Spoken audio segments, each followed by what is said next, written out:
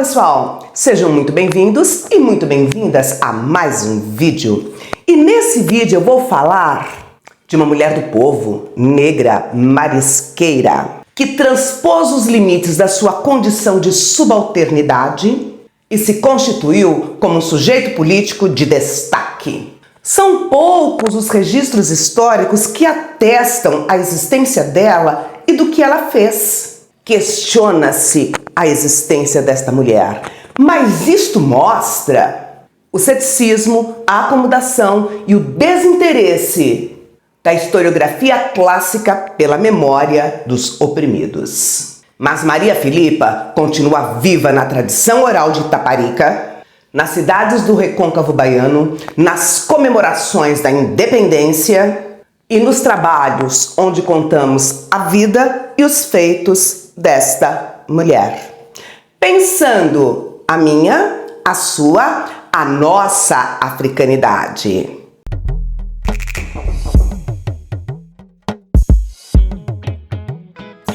Maria Filipa nasceu escravizada, mas depois de liberta, colocou a liberdade como o maior tesouro da vida dela. Moradora da ilha de Itaparica, negra, alta. Desde cedo aprendeu a trabalhar como marisqueira, pescadora, trabalhadora braçal, que com a capoeira aprendeu a brincar e a se defender. Vestia saias rodadas, bata e chinelas. Faz parte da tradição popular e suas histórias são contadas e cantadas em todo o recôncavo da Bahia. Descendente de sudaneses. Nasceu provavelmente em 1799, na Rua da Gameleira, no atual município de Itaparica. Morou na região de Beribeira e depois na Ponta das Baleias, em um casarão que era chamado convento. Gente, esse convento não era um local que abrigava religiosos, mas era um casarão que abrigava trabalhadores, pescadores, carpinteiros, marisqueiros, entre outros. E a Maria Filipa, ela se destacou na defesa de Itaparica quando os portugueses atacaram a ilha nas guerras de independência. Eu sei, você tem uma ideia diferente da independência. A gente tem a impressão que a independência do Brasil foi realizada no dia 7 de setembro de 1822 por um imperador português. Um homem branco pertencente à elite. Mas a gente sabe que foi um processo. Mas a gente sempre lembra do quê? Das guerras napoleônicas, da presença da família real portuguesa no território brasileiro. Uma separação gradativa e sem luta, certo?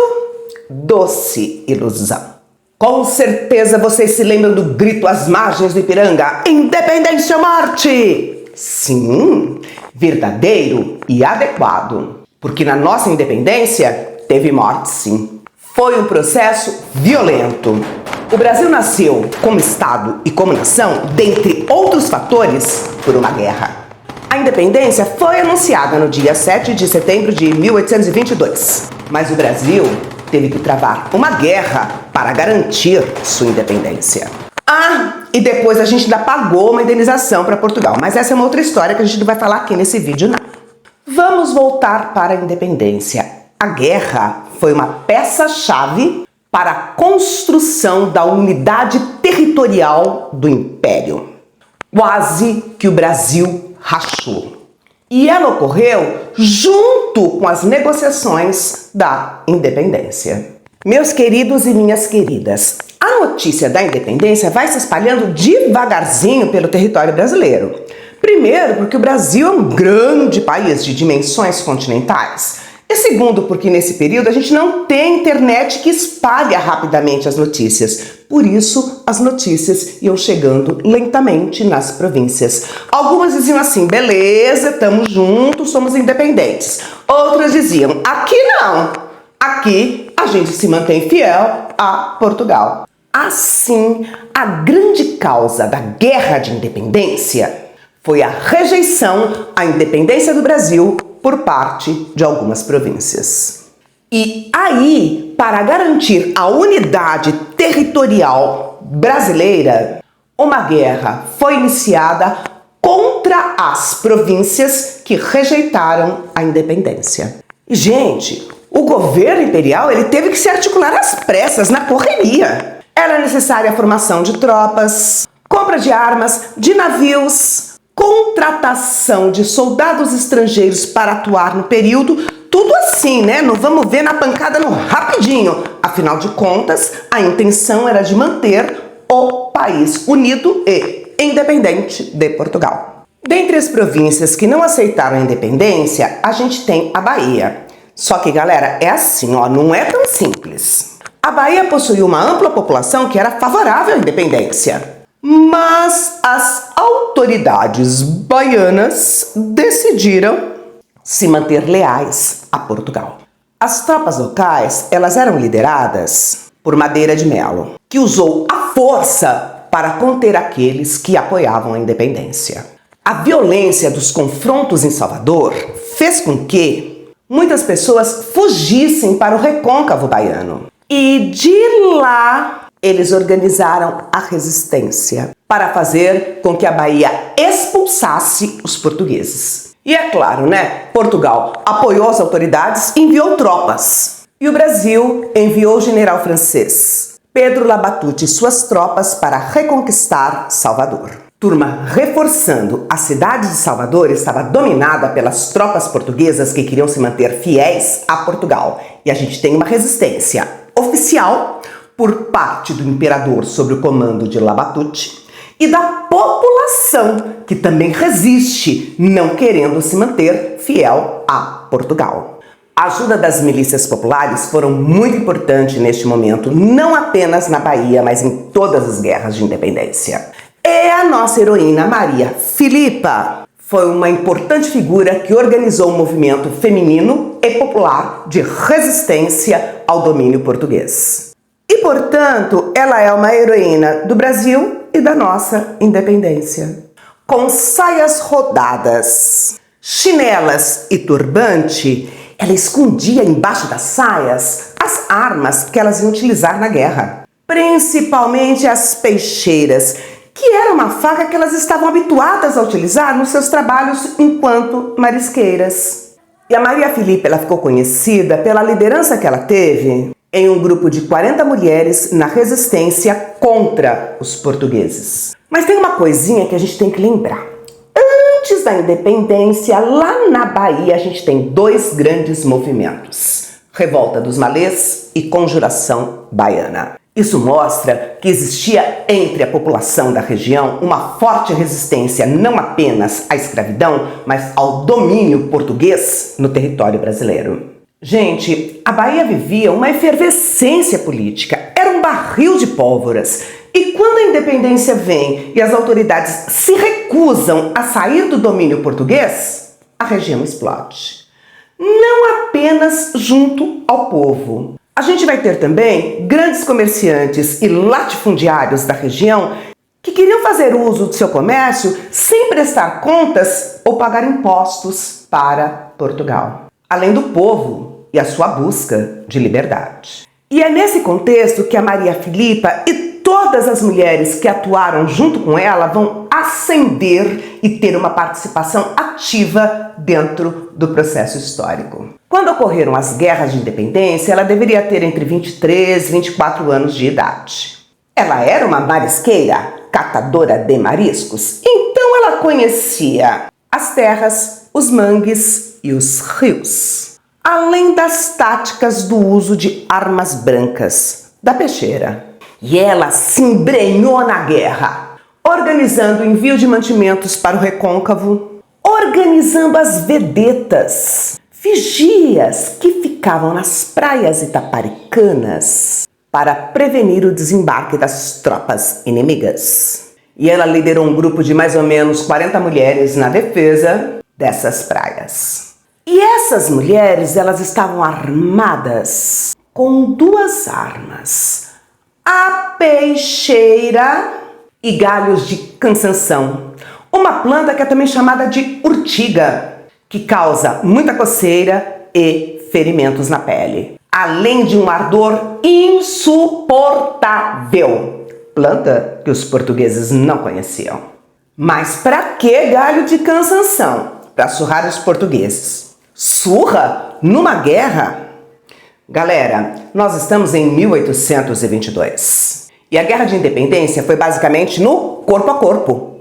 Os ferimentos eram feitos, acima de tudo, por armas brancas. Ué, mas não tem arma de fogo nesse período? Tem! E as baionetas estavam principalmente nas mãos dos portugueses. Poucas nas mãos dos brasileiros, era um armamento caro. E menos ainda nas mãos do povo. E meus amores e minhas amoras, para além dos oficiais enviados pelo Império Brasileiro para retomar a cidade de Salvador, que estava nas mãos dos portugueses, nós temos o povo nas ruas, na capoeira, nos galhos de cansanção, lutando arduamente na defesa da nossa independência. E a participação popular não pode ser nem esquecida e muito menos menosprezada. E nessa luta pela defesa da independência, Itaparica vai ter um lugar central. Geograficamente, Itaparica tem uma ligação com o recôncavo baiano e vai ser um centro de escoamento de mantimentos, informações e armamentos, auxiliando no abastecimento das vilas que faziam resistência ao domínio português. Mas os portugueses começam a se amotinar e a armar seus escravizados em Itaparica para manter o domínio português sobre a Bahia. A galera que defende a independência começa a sair de Itaparica e ir para o recôncavo para organizar a resistência. E o Brigadeiro Madeiro, que organiza as tropas portuguesas, começa a enviar tropas para reprimir os partidários da independência. Turminha, presta atenção. Em Itaparica, a gente tem o Brigadeiro Madeiro e os soldados portugueses tentando manter a região. É nesse contexto que a Maria Filipa entra. Surra de cansanção nos soldados portugueses para impedir que eles tomassem o território.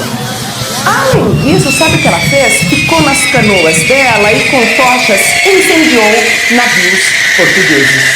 A ação foi decisiva para impedir que a região do recôncavo fosse tomada pelas tropas portuguesas. E em 7 de janeiro de 1823 vai acontecer a famosa Batalha de Itaparica. E eu vou falar de novo. Eu vou falar tantas vezes quantas forem necessárias. Essa batalha vai ter uma forte participação popular. Negros, indígenas e mulheres, todos organizados, que vão para a luta contra os soldados e o domínio português. E esse é um marco central na independência baiana e na independência do Brasil. Em maio de 1823, chegou à Bahia uma esquadra comandada pelo almirante Lord Cochrane. As tropas de Madeira de Melo não tinham mais condições de resistir. Sabe por quê? Porque estavam ameaçados pela fome. Porque o recôncavo estava dominado por essa galera do povo que lutou para a manutenção da independência do território brasileiro. Era cada vez mais difícil para as tropas portuguesas conseguir alimentos. Eles deixaram Salvador em uma derrota vergonhosa para os soldados e os marinheiros portugueses. E é por isso que em 2 de julho se comemora a independência na Bahia, que é a data que as tropas portuguesas foram definitivamente expulsas do território baiano. Bom, mas o que aconteceu com Maria Filipa depois da Guerra de Independência? Ela continuou vivendo na ilha até morrer em 1873, com mais de 70 anos de idade. E por tudo isso que a gente viu, ela é considerada como uma heroína da independência. O legado de Maria Filipa está presente em todas nós. Ela é um símbolo da classe oprimida. Reconhecer a participação dela e de gente comum é fundamental para a construção de um país que quer superar o racismo e a misoginia. Em julho de 2018, o nome de Maria Filipa de Oliveira foi inscrito no livro dos heróis e das heroínas da pátria, junto com tantos outros nomes. Viva o 2 de julho! Viva Maria Filipa! E viva todos os heróis e heroínas que sempre lutaram e que lutam pela defesa de um país mais justo e democrático. Gratidão por você ter assistido meu vídeo até este momento. Não se esqueça de curtir e de compartilhar com seus amigos. Se cuidem. Cuidem daqueles que vocês amam. Um grande beijo e até o nosso próximo vídeo. Tchauzinho!